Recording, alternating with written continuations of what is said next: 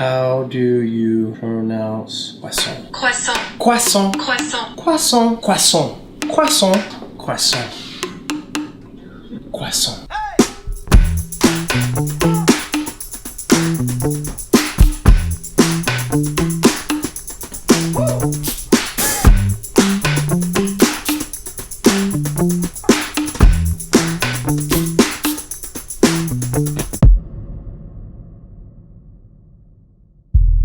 Oh my goodness, here we are. It's happening. We're making croissants. Croissant? We're making Abner Hollywood's guava croissant. Started making croissants because Paul Hollywood said on TV that amateur bakers cannot make croissants. It's too hard, it's too difficult. He was speaking to me. He knew what he was doing, that wily old silver fox. Knew exactly what he was doing. He was challenging me to a croissant duel. Croissant du Rhin. We're gonna make guava croissants because guava makes everything better. Croissants are amazing, and they're even better with guava in them. Can you say croissant? Can you say croissant though? Croissants are hard, that's a fact. You can do it. It takes a little discipline. It takes a mess. It also takes a wife that just looks away. And it takes a husband that'll clean up after himself eventually. Doing that. What are you doing, you little weirdo? What are you doing? This is why we use guava in this house, because I'm Cuban, and growing up in a Cuban house means a bunch of things. It means loud conversations. Interrupting. Okay, hold on. Key to this is measuring. This is really technical. When you put too much in, you take a little bit out. 515, 503. Salt and sugar go together, so I'm gonna get 10 grams of salt. See if we get 8 grams of caster sugar. A lot of people wonder what caster sugar is. I'm gonna tell you exactly what I think it is. It's an expensive sugar. This is like cane sugar that's super fine. Apparently I'm drawn to recipes that are super fine. So after that, we're gonna add the yeast. Oh my goodness! I don't know if you guys knew this, but we're in the middle of a worldwide pandemic, and it's very hard to get simple things. So one of my favorite birthday presents is yeast. Y'all saw I pre-measured out the yeast, the salt, and the caster sugar. The salt and the sugar on the same side, and the yeast on its own side. If it mixes directly with salt and sugar, it ain't gonna work. Yeast on one side, salt and sugar on the other side. Yeast on one side, salt and sugar on the other side. I'm measuring out 300 milliliters of cool tap water. This part is very frustrating for me, so what I'm gonna do is I'm gonna show you what I do. I always think of things in what's the easiest way to mess them up. The way you put the water in while it's mixing will change it. I like to put like 80% of the water in at first, and then slowly but soon put in that last 20%, because if you wait too long, you're just gonna get a real sticky mush ball of dough. Plug it in first. Ben Franklin invented this. It's called the 3-prong plugger-inner. 2 minutes of this. All right, now we're gonna go higher speed for 6 more minutes, about medium speed. This is my first time using this yeast, and I'm kind of stressed out about it. Ooh, it feels weird. This is gonna go nice and sealed into the fridge for an hour. 1 hour break, we're gonna get back, we're gonna roll it out, we're gonna beat the butter, which to me is like the most mystifying part of this whole thing. And I'm gonna go chase the kids for an hour.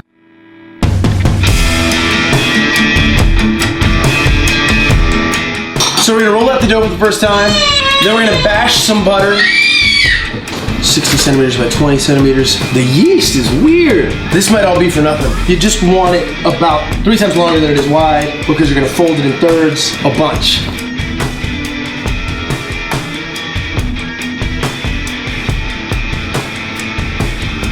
The whole reason this takes so long is you want the butter to stay cold the whole time, because the longer the butter stays cold, the more precise your layers are. What we're doing is we're making laminated dough. The whole key is to keep the butter cold when you're laminating dough. Keep your butter cold. 39 centimeters is gonna have to work.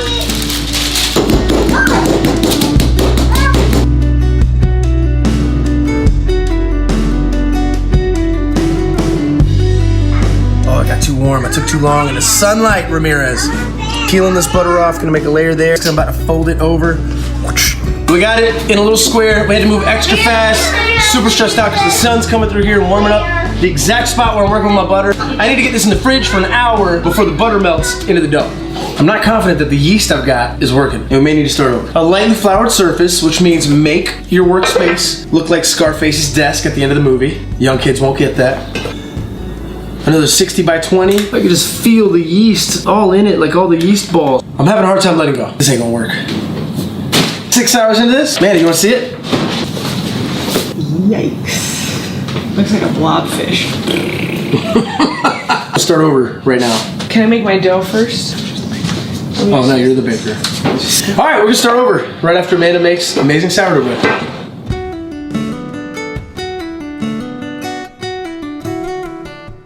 It's catching back up to where we were.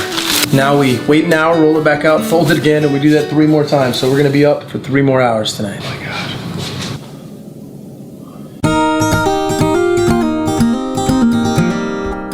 Oh, I'm so tired.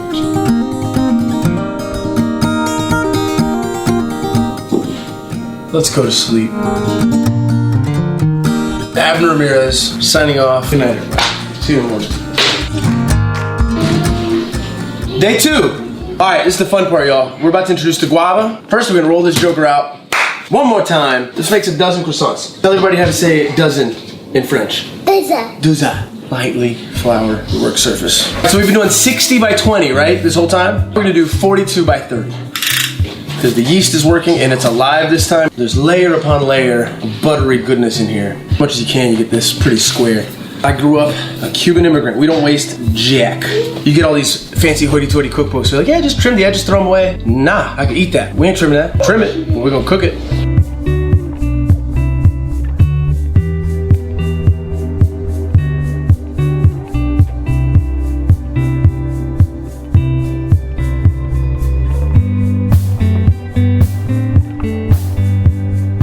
Alright, oven's at 395. These have been sitting for about 2 hours.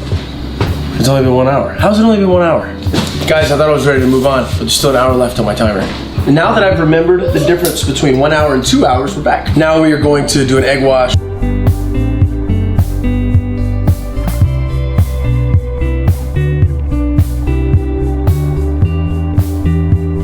The oven is preheated, prehatted.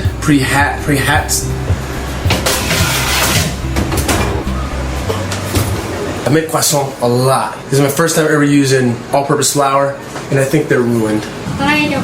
I'm sorry that happened. If you keep on trying, you'll get better. That's right. Okay, fine. You just gotta what? Bake it. So you make it. That's right. Honestly, not as bad as I thought.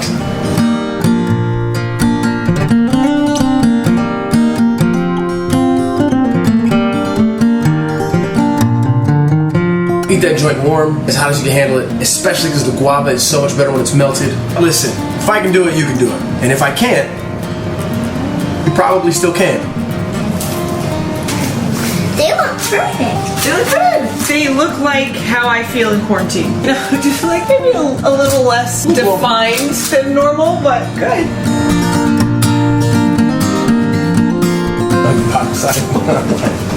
It's delicious.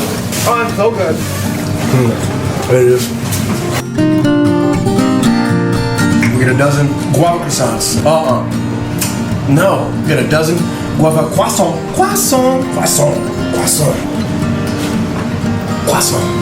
Hot.